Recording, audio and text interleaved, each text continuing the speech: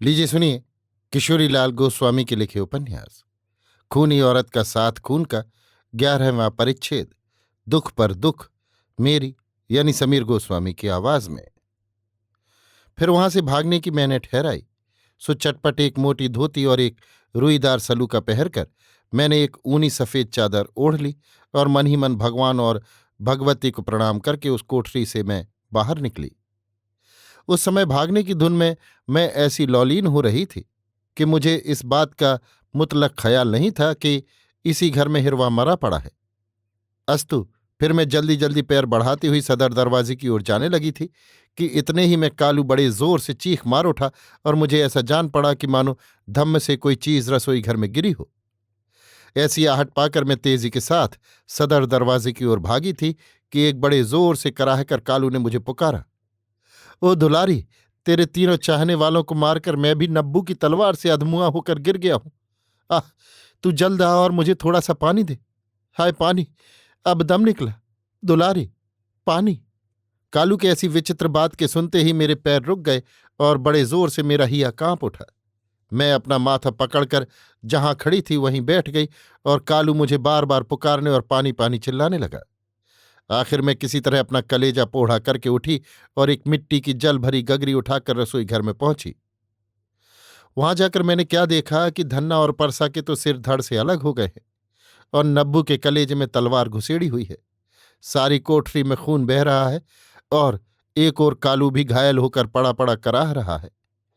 ये सब हत्याकांड देखकर उस समय मेरे चित्त की क्या अवस्था हुई होगी, इसे तो केवल नारायण ही जान सकते हैं। इसलिए उसका बखान न करके मैं अब आगे का हाल कहती हूं। मुझे देखते ही कालू ने कहा, दुलारी, जल्दी मुझे पानी पिलाओ। बस जब ये बात मेरे कान में पड़ी तब मानो सोते से मैं जागी और मैंने नजर गड़ाकर क्या देखा कि कालू के कंधे को तलवार ने दूर तक काट दिया है और वो धरती में पड़ा पड़ा तड़प रहा है। मैं उसकी उस अवस्था को देखकर ये बात भली भांति समझ गई कि अब ये भी थोड़ी ही देर का पाहुना है।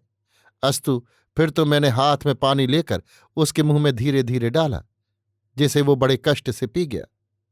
थोड़ा सा पानी पीकर जब वो कुछ स्वस्थ हुआ तब मेरी ओर देखकर यों कहने लगा, दुलारी, तुम्हारी खातिर मैंने अपने तीनों साथियों को मार डाला, पर नब्बू साला मरते मरते मुझे भी आखिर मार ही गया। अब मैं चलता हूं, इसलिए मेरे अपराधों को तुम क्षमा करना। तुम यहां से अब अपनी जान लेकर तुरंत कहीं भाग जाना और पुलिस के हंगामे से अपने तई खूब बचाना। अगर तुम कहीं भाग न गई तो जरूर पकड़ी जाओगी और इन 5-5 खूनों के कसूर में फांसी पड़ोगी। यों कहकर उसने फिर थोड़ा सा पानी पिया और तब मैंने उससे यों कहा, कालू, ये तुमने क्या कर डाला? वो कहने लगा, तो आखिर मैं उन सबों को यहां से टालता कैसे? वे सब भला यहां से कभी टलने वाले थे? मैंने तो ये सोचा था कि इन तीनों को मार कर तुम्हें यहां से भगा ले चलूंगा, पर मेरे मन की मन ही में रही और मैं भी अब चलता हूं। हाय, तुम ब्राह्मण की लड़की हो और मैं तुम्हारा टहलुआ, फिर भी मैंने तुम पर अपनी नीयत बिगाड़ी और पूरी नमक हरामी की। अब यदि तुम अपनी उदारता से मुझे क्षमा न करोगी तो मैं नरक में भी सुख से न रह सकूंगा। इसलिए दुलारी, तुम मुझे क्षमा करो, क्योंकि अब मैं चलने ही वाला हूं।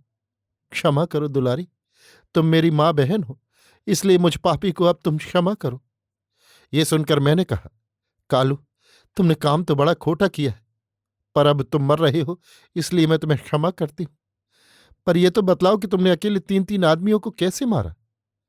वो कहने लगा, रसोई घर में आकर धाना तो चूल्हे के नीचे धरती खोदने लगा, परसा खुदी हुई मिट्टी हटाने लगा और नब्बू रोशनी दिखलाने लगा। बस तुम्हारे पास से आकर मैंने धाना और परसा को तो चटपट काट डाला, पर नब्बू ये हाल देखकर मुझसे लड़ने लगा। उसने अपने हाथ का पलीता दीवार के छेद में खोस दिया और मुझ पर वार किया। उसने मेरे कंधे पर ये बड़ी भारी चोट पहुंचाई, पर गिरने के पहले मैंने भी उसके कलेजे में अपनी तलवार आखिर घुसेड़ ही दी। बस इसके बाद पहले नब्बू ने धरती सूंघी और उसके बाद मैं धीरे धीरे लेट गया। बस यही तो बात है जो तुम्हें सुना दी गई। पानी, पानी, ओ दुलारी, पानी, पानी, पानी। ये सुनकर मैंने फिर उसके मुंह में पानी डाला, पर अब की बेर वो उसके गले के नीचे न उतरा और बाहर निकलकर बह गया। इतने ही में कालू ने 2-4 बार हाथ पैर हिलाए, कई हिचकियां ली और दम तोड़ दिया। ये लखकर फिर मैं उस कोठरी में तनिक भी न ठहरी और बाहर निकल आई। मेरे पैर खून से रंग गए थे, इसलिए पहले तो मैंने पैरों को खूब धोया। इसके बाद इस बात पर भली भांति विचार किया कि अब मुझे क्या करना चाहिए। बहुत सोच विचार करने के बाद मैंने यही निश्चय किया कि यहां से भागकर मैं कहाँ जाऊंगी और किस जगह छिपकर रहूंगी, क्योंकि मुझे कौन शरण देगा। इसके अलावे भागने पर इन 5-5 खूनों की अपराधनी मुझे ही बनना पड़ेगा। इसलिए अब मुझे यही करना चाहिए कि सारी लाज शर्म छोड़कर मैं स्वयं थाने पर चलूं और इन हत्याओं की रिपोर्ट लिखवाऊं। इसमें फिर जो कुछ भी हो, पर मुझे ऐसे अवसर पर ना तो कहीं भागना ही चाहिए और न छिप कर बैठ ही रहना चाहिए।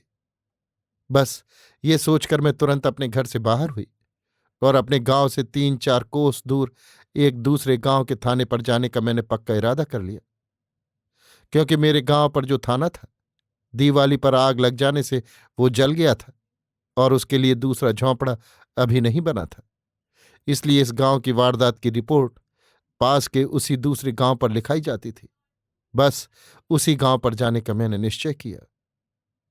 अभी आप सुन रहे थे किशोरीलाल गोस्वामी के लिखे उपन्यास खूनी औरत का 7 खून का 11वां परिच्छेद, दुख पर दुख, मेरी यानी समीर गोस्वामी की आवाज में।